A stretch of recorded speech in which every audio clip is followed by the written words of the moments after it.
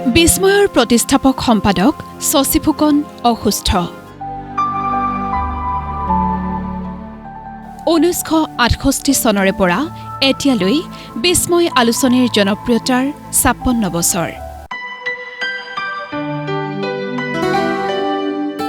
আৰু সোণালী জয়ন্তী গৰকা বিস্ময়ক পাঠকৰ আবেগলৈ পৰিণত কৰাৰ আঁৰৰ মানুহজন আছিল প্ৰকাশক তথা প্ৰতিষ্ঠাপক সম্পাদক এইজন শশী ফুকন।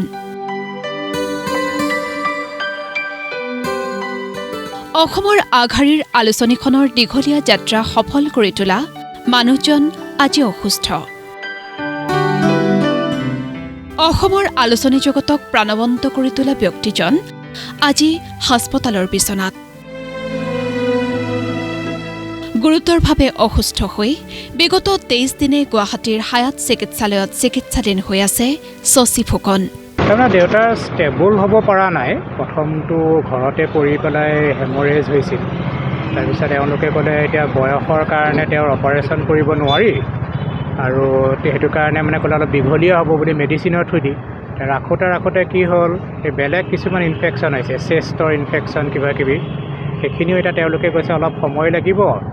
আৰু মানে হেৰিটো চেঞ্চটো বিশেষ নাই, চকুটুকু মেলি চাই কিন্তু বিশেষ হাত চাত লৰোৱা বা মাতিলেও গম নাপায় বিশেষ। চিকিৎসকৰ মতে শশী ফুকনৰ চিকিৎসা দীঘলীয়া হ'ব।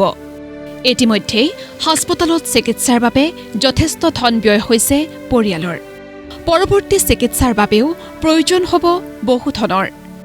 সেয়ে এই ব্যয়বহুল চিকিৎসাৰ ক্ষেত্ৰত ৰাজ্য চৰকাৰৰ সহায় বিচাৰিছে পৰিয়ালে। এতিয়া মানে সঁচা কথা ক'ব গ'লে বিল মানে যথেষ্ট বাঢ়িছে, যিটো আমি মানে এতিয়া এফৰ্ড কৰিবলৈ আচলতে নোৱাৰা হৈছোঁ। আৰু তেওঁলোকৰ ফালতো সেইটো সুধিছেই বাৰু, কিন্তু আমি মানে অকণমান CM ছাৰলৈ এটা এপ্ৰ'চ এটা কৰিছোঁ, অলপ চিঠি দিছোঁ, হেৰি কৰিছোঁ। তাৰে অকণমান আশা কৰি আছোঁ যে যদি চব তেনেকুৱাকৈ পাওঁ ছাৰৰ পৰা অলপ হেৰিটো, তেতিয়াহ'লে আমাৰ কাৰণে সুবিধা হয়। কাৰণ আমি এতিয়া নিজাকৈ তাৰমানে এইখিনি ক্ৰাইচিছটো হেৰি কৰিব পৰা নাই, কাৰণ বহুত দিন হৈ গ'ল, বাজেটো বহুত বাঢ়ি গৈছে, বিল মানে সেইটো এটা আমাৰ অসুবিধা হৈছে।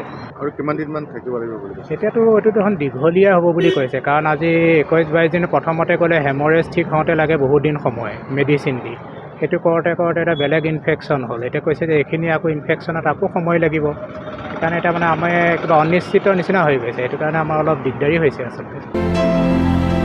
পৰিৱৰ্তিত সময়ত নানা বাধা বিঘিনি নেওচি শশী ফুকনে যেনেকৈ বিস্ময়ক জীয়াই ৰাখিছিল, ঠিক তেনেকৈ জটিলতাক পৰাজিত কৰি আকৌ সুস্থ হৈ ঘূৰি আহি সাহিত্য সংস্কৃতিৰ হৈ কাম কৰক কৰ্ম উদ্যমী শশী ফুকনে। এয়াই আশা শুভাকাংক্ষীৰ। বশিষ্ঠৰ পৰা হিমাংকৰ বৰ্মনৰ ৰিপৰ্ট, প্ৰতিদিন টাইম।